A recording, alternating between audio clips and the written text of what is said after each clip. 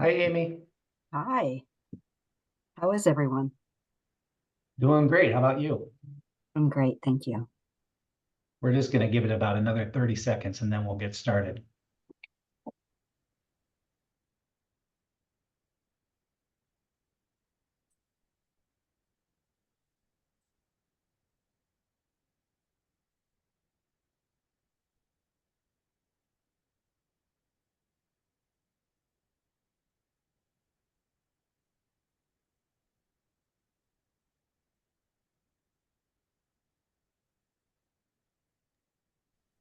Okay.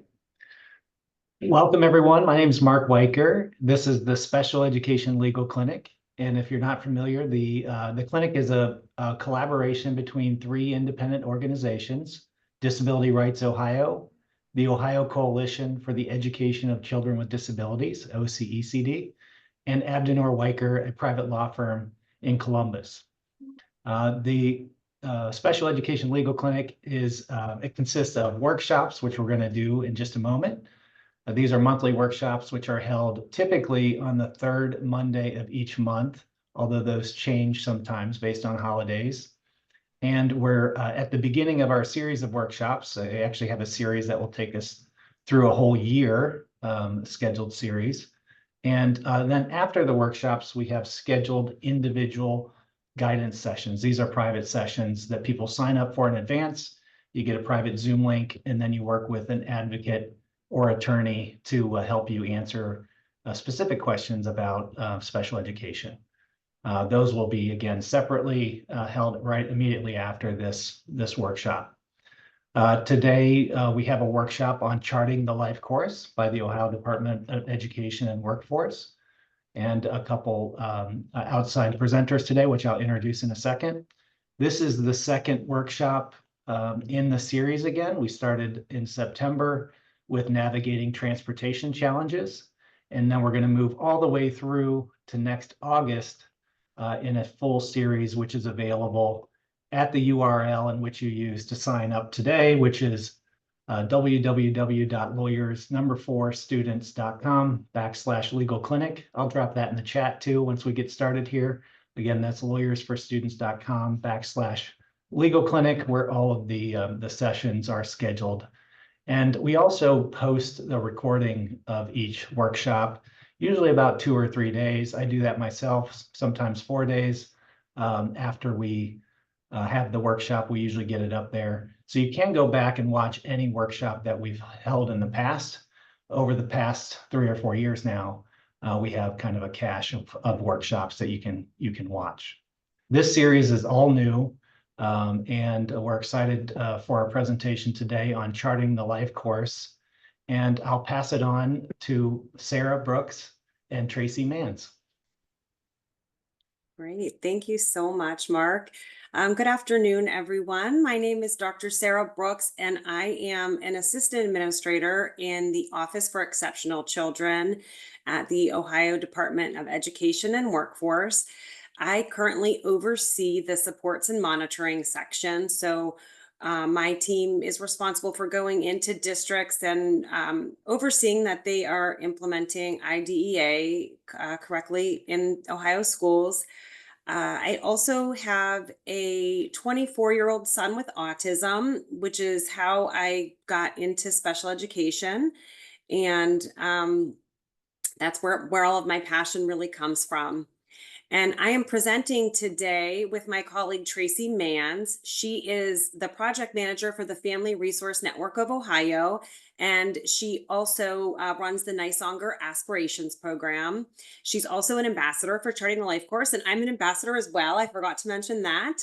And Tracy is also a parent of an adult on the autism spectrum as well. So I'll hand it over to you, Tracy, to get us started. Thank you, Sarah. Thank you, everybody. So wanted to let you know that Ohio is part of a community of practice for supporting families, which is viewed through the lens of Charting the Life course. My map is a little outdated. There's about 8 additional states who have joined this community of practice, and we're excited to be part of this effort to grow Charting the Life course. If you've never heard of Charting the Life course, I'm going to tell you a little bit about what it is and what it isn't. It is about having different conversations and a different way of thinking, encouraging high expectations and having life experiences to move the life trajectory in the desired direction, and about integrating lots of different kinds of support when and where they're necessary, and not only utilizing system-based supports. What it isn't just about the tools. If you learn much about Charting the Life course, you're going to learn about these amazing tools that we have, and they are fantastic, but it's more than the tools that we offer. And it's not a program, it's not a religion, it's not a cult, it's not any of the things that, people, you don't have to pay for it. It is something that is for anyone, regardless of age or ability. Charting the Life course was designed by and for people with disabilities, but it is used in business everywhere. So why do we want to think about supporting people differently? This is a national statistic. Of the 100% of people who have disabilities, only 25% of them nationally access formal or paid supports within the system. 75% do not have access to those for a variety of reasons. Could be they don't know about them, they don't want them, or most often is they don't qualify for them because they're not, forgive the air quotes, bad enough, right, for them. So we have to think about serving all the people. The core belief of Charting the Life course is that all people and their families have the right to live, love, work, play, and pursue their aspirations in their community. And I really want to note that we don't say all people with disabilities, but all people, because people with disabilities are part of the all. So we don't need to single them out or make them different or special, because it's not a separate framework for people with disabilities. So this is the way we see things set up right now. We have our person who operates in the context of their family, who operates in the context of their community. And that's with 75% of those people not getting any formal services or supports. And then those 25%, it looks more like this. We have that person who's encapsulated by those services and sometimes separated between family and community because there are limits to those services. And this larger set of circles is what we really want to see. We want to see 100% of the people with disabilities receiving integrated supports and services only where they need them. And that's what those little stars represent. When we think about families, we think about our children, our people with disabilities, and their futures. And so we talk about two different areas that Charting the Life course really addresses. And part of them are the caring for, this lower section here, and the caring about.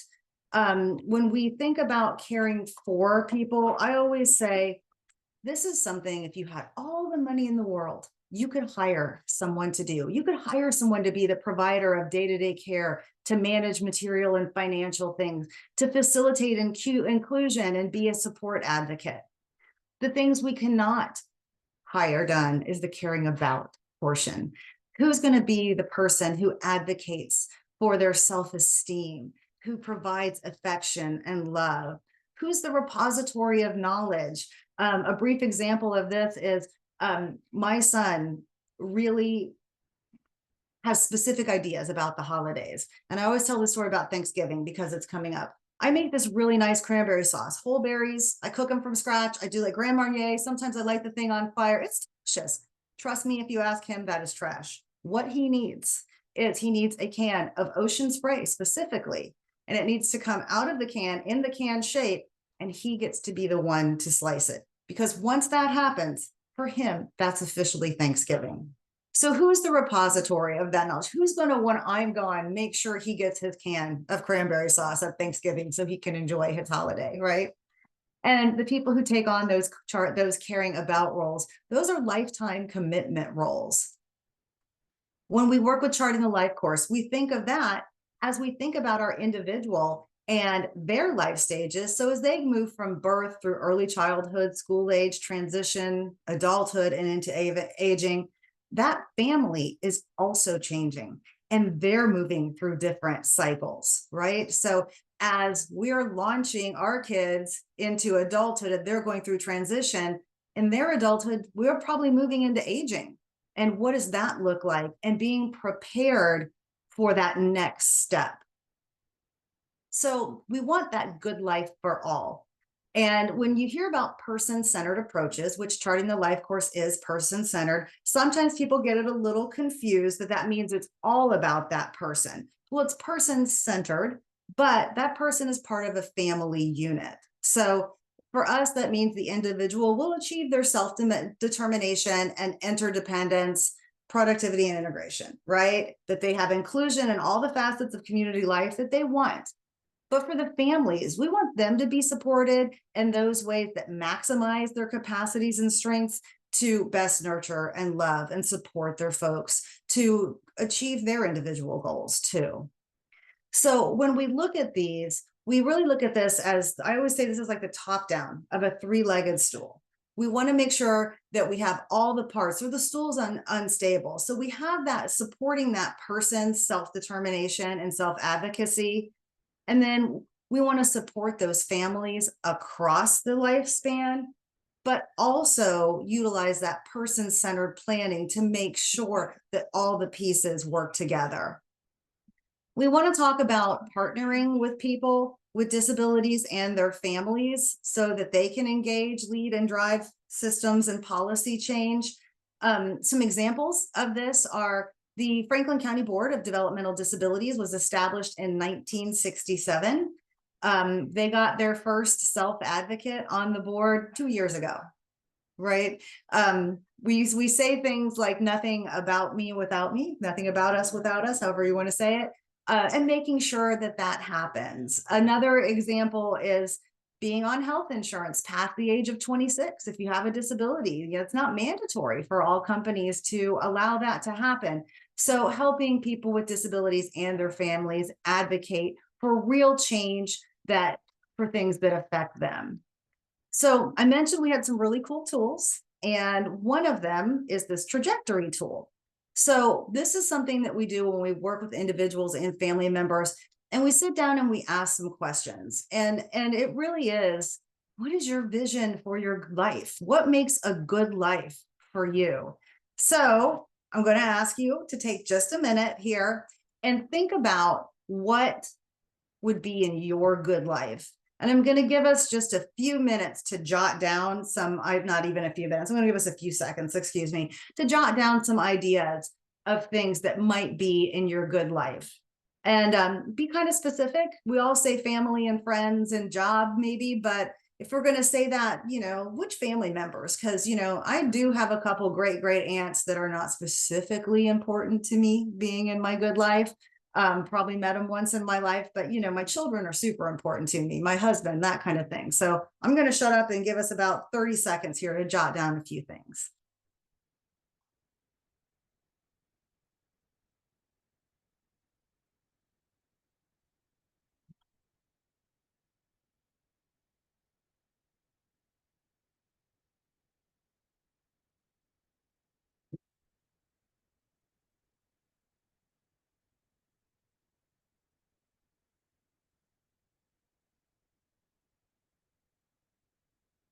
Okay.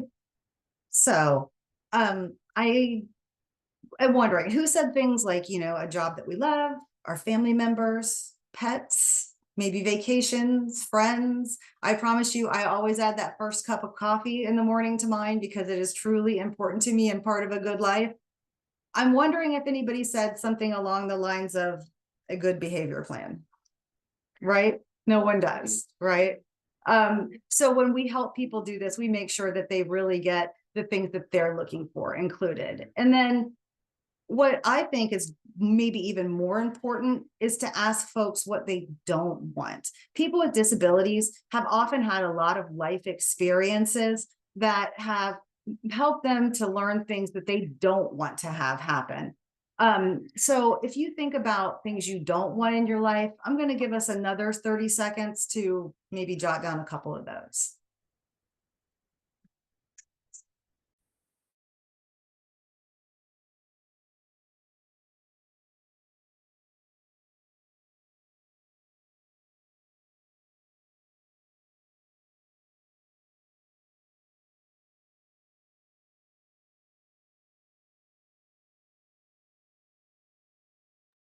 Okay.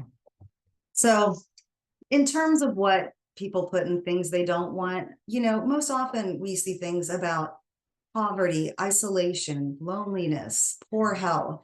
So when we ask people with disabilities to do this, the most common answers of the things that they want are these: friends, family, enough money, a job that they like, their home, their faith, vacations, good health, choices, and freedoms. And I find that that is probably very similar to a lot of the things that all of us have written. And in terms of what they don't want, that does vary a bit beyond the things that I mentioned previously. So this is my son, Trey, and this is his trajectory. So this is Trey standing at Disney. He is there living his absolute best life outside of Germany with a giant beer in his hand, Germany and Epcot, right? He's got a beer in his hand and a pretzel literally bigger than his head, right? And absolutely, like I said, living his best life. So when we did this together, I learned a few things. He started to write about his family, friends, vacation. He said, wife and kids. I said, son, a wife and kids? You've never had a date. I didn't know that was something of interest to you. And he said, well, yeah, someday. I'm just not mature enough yet, Mom. And I was like, oh, okay. So I asked him when he thought he would be mature enough, and he told me 3 more years. I said, all right, good to know.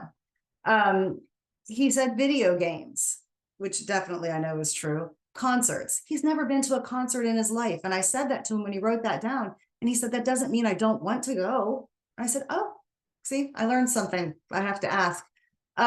His money, his job, good food. This is always a joke. Well, not a joke, but it's just something funny at my house because I've been on a big weight loss journey and I've lost like 80 pounds. And that means that there's nothing to eat at my house, but like, rice cakes and cardboard. So good food went on his list of things that are important to him. His cat, going to the store to buy those good foods. He wants to work at Disney and he wants to stay safe and healthy. When we ask him what he didn't want, he doesn't want to be poor. He doesn't want to have bad health. He doesn't want me to be unhappy with him, which I totally get. He doesn't want to be isolated or segregated. And I wasn't sure he knew what that meant. And when I asked him, he gave me some very good examples. He understood it real well. He doesn't want to be treated differently, and he doesn't want to be taken advantage of. So when we think about people and they're building their trajectory, this is what we've learned is that life experiences equal life outcomes. When people live in ICFs, which stands for intermittent care facilities, they used to be known as homes where people with disabilities live. If you were to ask any of them, what are your 3 favorite things to do? Do you know what they tell you?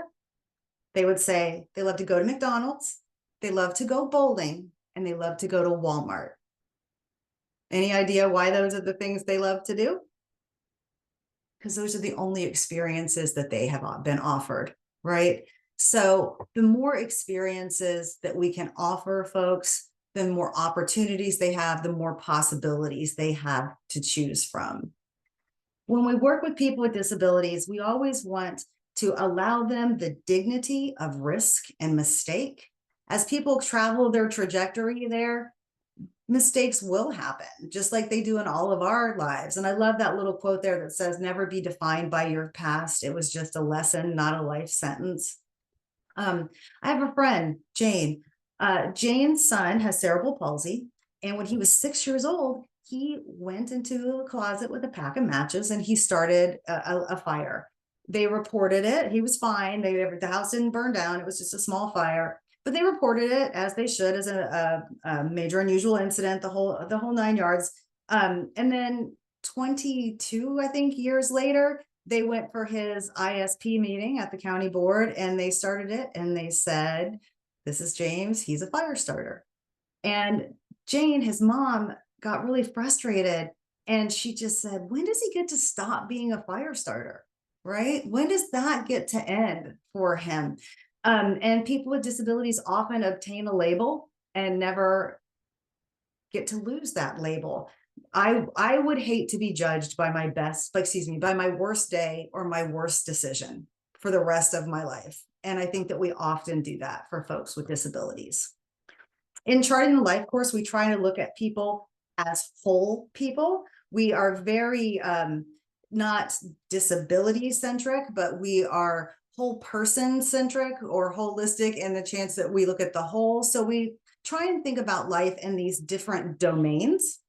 So when we investigate helping someone and talking about their trajectories and helping them build the life that they want, we want to talk about things like daily life and employment, community living, social and spirituality, healthy living, safety and security, and then helping with that advocacy and engagement. If you think about this is cocktail party conversation, which I know sounds a little strange in the beginning, but when you meet someone new for the first time, one of the first things you talk about is, hey, what do you do for a living? Right. And then what comes up next is, really, what part of town do you live in? Or where do you go to church? Or, hey, my athletic club is over here. Right. And it turns into, oh, you live in this part of town? I know someone who lives there. Do you know? And it moves into social, and it can go into spirituality. Healthy living always comes up in a conversation. And then, of course, safety and security. And then the things that are important to us are the things that we advocate for and we engage with. So when we work with folks, we want to make sure that we've touched on all these different areas. When we're trying to help people find this goal that we have of people living within the context of their family, within the context of their community, having supports when and where they need them, we want to encourage folks to utilize all the resources they have. We speak a lot about eligibility specific supports, which are things that you need to be eligible for to receive. So that would be something like Medicaid, supplemental security income, county board services.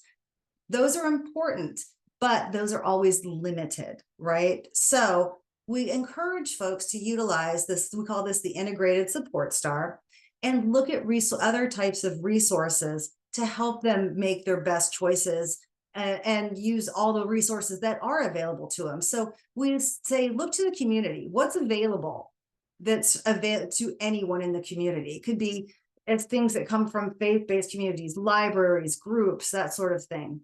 What kind of technology is available to you to solve your specific problem?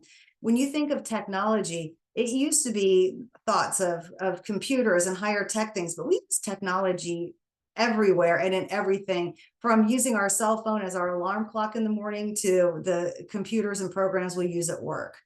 What personal strengths and assets do these people have that can help them achieve the goal that they're looking to do? And then what relationships can they use to help forward the goal of what they need to do to move forward? We say we want to really avoid focusing only on eligibility supports, because as we travel up our trajectory, if we're only relying on eligibility supports, as I mentioned, those are limited. So you only get so far, and then you start heading down towards the things that you don't want. But also, if people only rely on relationships, which is the second most common things that they do, I'll have my son's sister take care of him forever. We don't know that that can always happen. Relationships change. People come and go in our lives. People die, they grow up, they get married, they move away. So same thing. We want to rely on all of those different resources that are available. So kind of as a recap, we have our person living in the context of their family and their community.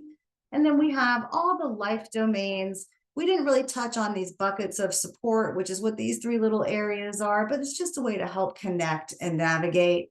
We have all of the different areas within our integrated support star.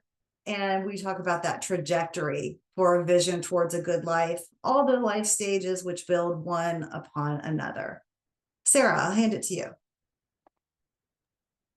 Great. Thank you so much, Tracy. Really appreciate you giving us that awesome overview. And these tools I've used personally with my son, and Tracy obviously has used them personally with her son. And I've used them with all my children. I've used them for myself.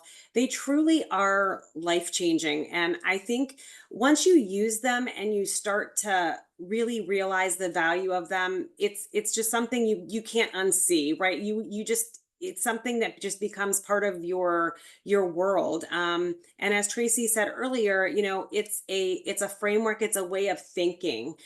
So this isn't just like another set of tools or another thing to do. And you know, as Tracy discussed, the life course tools are intended to assist in creating a vision for the future. So it's designed to help us think about the questions to ask, as well as the choices, options, and life experiences to consider as we plot a course for a full and meaningful life. It's intended to be a starting point no matter where someone is in the journey, and it's imperative to start planning as you know, for someone's future as early as possible. So at DEW, we realize the value of these tools, the use that they are currently having in the community, such as at DODD, and you know, we really wanted to start using them with our transition age students. We started an ambassador initiative in 2022. And we started by training 48 ambassadors across the state of Ohio.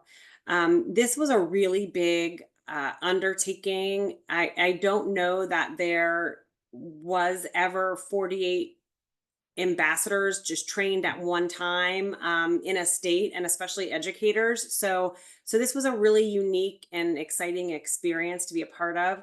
And what we did was we chose 4 individuals from each of our state's 16 support team regions. So we have 16 support team regions across the state. We took 4 individuals from each of those. And the requirement was for 2 of those individuals to be educators and 2 to be parent mentors. So we did this deliberately to ensure that we had representation from schools and from families that were working together on this project. The training was so successful that we knew we had to keep it moving forward. We then decided to partner with Nysonger at the Ohio State University and the Family Resource Network of Ohio to help us, again, just keep this momentum moving. So we now have 128 ambassadors across the state that have attended the ambassador training. These include, again, parent mentors, but also special education directors, superintendents, principals, related service providers, transition specialists, intervention specialists, and so on. We are currently training another 34 individuals right now this fall. So that will give us 162 individuals trained across the state by December. So along with that, we have a community of practice that is run by Nysonger and the Family Resource Network of Ohio. So where we bring together all ambassadors to talk about their experiences, the work that they're doing, etc. We also provide trainings to educational agencies around the state. So if any school district or ESC or SST would call us and say, hey, we want to get more information on charting the life course, there is a specific tab right on the Family Resource Network of Ohio webpage where districts can sign up. And we also have a link to that from our Working with Families page at the Ohio Department of Education and Workforce. So again, we are just offering trainings to anyone who's interested. And what we really want to do is continue these trainings as far out as we can see into the future. So we just want them to keep coming. And again, it's been such a great initiative. We're so excited for all the people that have come on board to do this with us. And then this fall, we also had the Department of Youth Services join us. They brought about 8 staff members. And so they are coming on board with using the Charting the Life course tool. So it's been really great. We really hope to move towards early intervention and preschool students and just across the whole entire school lifespan or school span, and then on to, you know, adulthood after. All right, Tracy, can you pop to the next slide? All right, so as part of our ambassador training, And part of the family work that we do at the Department of Education and Workforce is that we're part of the Supported Decision-Making Network of Ohio, also known as SDMNO. We have an education work group as part of SDMNO that's really focused on bringing curriculum on self-advocacy to Ohio schools. So one of the things that we decided to do was to take OEC staff members and ambassadors to attend the Synergy Conference. And the Synergy Conference in Ohio is focused on the awareness of self-determination and self-advocacy. And it's just a phenomenal conference. We took individuals last year. We took individuals this year as well. But last year, we were able to connect with Dana Charlton, who asked us if we would be interested in running a Project STIR pilot through the Ohio Self-Determination Association. So we decided, you know what, yes, this would be a great opportunity and really aligns with that work that we are doing with SDMNO. So we decided to do a Project STIR pilot. And again, the Project STIR pilot is a program on self-advocacy, self-determination, utilizing all these skills that we really wanted to target and focus on. And then additionally, the last session of the Project STIR pilot is a Charting the Life course training. So it was just something we were super interested in doing. So we did this with Garrett Morgan. Garrett Morgan is a engineering school in the Cleveland Metro School District. They had 17 students that joined us. We did a 3-day training, and the results were just phenomenal. Just to see the growth of these students just over that 3-day period and where they are now and the work they're doing. Because part of that pilot work was to go back to their school and to start a leadership group that was students with disabilities and their peers. So it truly has been miraculous, is an understatement, right? To see the work that these students have done. We were also able to bring a handful of these students, I would say maybe 10, to the Synergy Conference with us. And they were able to present to our ambassadors about the work that they're doing. And again, there wasn't a dry eye in the room, because just the stuff that they're doing and the collaboration and work between these students with disabilities and their peers was just phenomenal. We are going to replicate that Project STIR pilot this year with 2 additional school districts. I believe the ones we are targeting are Cincinnati and West Geauga. So that is our plan moving forward. And again, just as we have with the Charting the Life course tools, we'd love to keep that moving forward. And we are partnering with the Ohio State Nice Hunger Center on that as well. So that is just a little bit of a recap of what we're doing at the Department of Education and Workforce. And again, we're super excited about this work, and we want to get the word out to as many people as possible. Sarah, Yeah. could either you or Tracy answer the question in the Q&A? Yeah, Oh. Amy, we were going to address it when we got to the end here. We have a Okay, separate post for it. Yeah, enough. thanks. Okay. Sorry, I don't see it, but I have the chat up too, so I apologize. This is just an example of different types of tools and planning forms that are available throughout the Charting the Life course framework. So if you go onto lifecoursetools.com, there are amazing resources. They are all free, downloadable, printable, usable. So we really highly encourage that. And if you log on to our Families of Students with Disabilities resource page at the Department of Education and Workforce, Again, we have a link to the Family Resource Network of Ohio. I'm throwing out a lot of names here, but the Family Resource Network of Ohio, as Tracy, I'm sure, can elaborate better on, has a whole calendar of events of all the trainings that we have going on, all of our community of practices. What else? What am I missing, Tracy? We do. We have all of the trainings, community of practice meetings, but not only that, the community can add to the calendar too. So if you're looking for events, the Department of Developmental Disabilities has said this is a great place where everybody can funnel all their information to come to for events that are in the community that help focus on people with disabilities and their families and supports for them. All right. Thank you, Sarah. And now we have questions, and we do have the question about, the question in the chat is, how much does it cost to become an ambassador?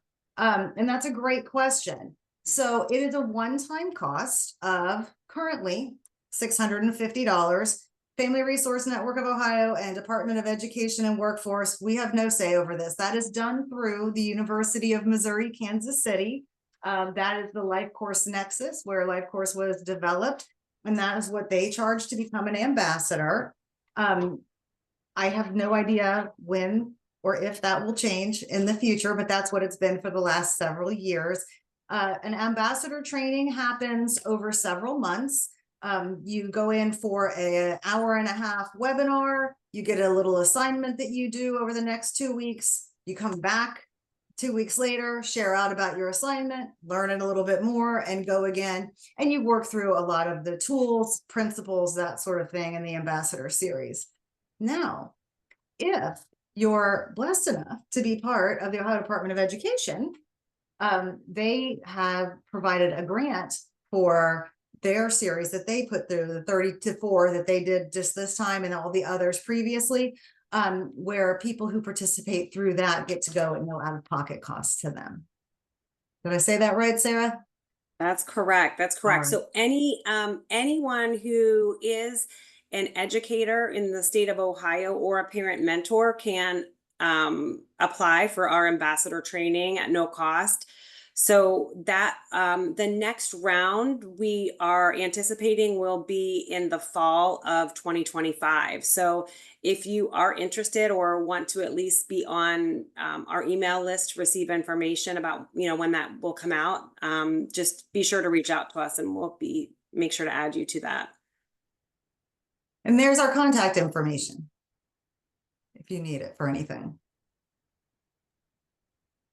Well, Sarah and Tracy, thank you very much. That was insightful. I appreciate the time that you took today. I know it's a busy Monday, so thank you very much. And assuming there aren't any other questions, I think that'll be the end of it. But thanks again.